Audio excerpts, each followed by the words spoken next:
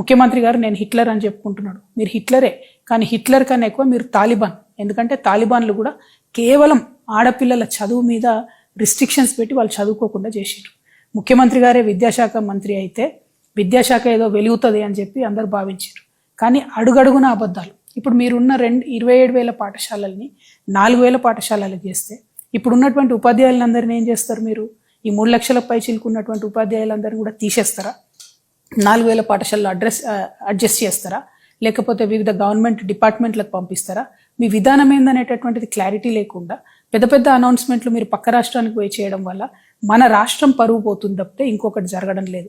ఇంకొక విషయం, విద్యాశాఖ అనేటటువంటిది సంపూర్ణంగా అస్తవ్యస్తంగా తయారైపోయింది. ఒక సర్కస్ నడిచినట్టు నడుపుతా ఉన్నారు ముఖ్యమంత్రి గారు. కంప్లీట్గా ముఖ్యమంత్రి గారికి ఆ శాఖ మీద పట్టుకోల్పోయిందని చెప్పడానికి గురుకులాల్లో ఇప్పటికీ కూడా పిట్టల్లాగా రాలిపోతున్నటువంటి పిల్లలు, వారి ప్రాణాలే నిదర్శనం.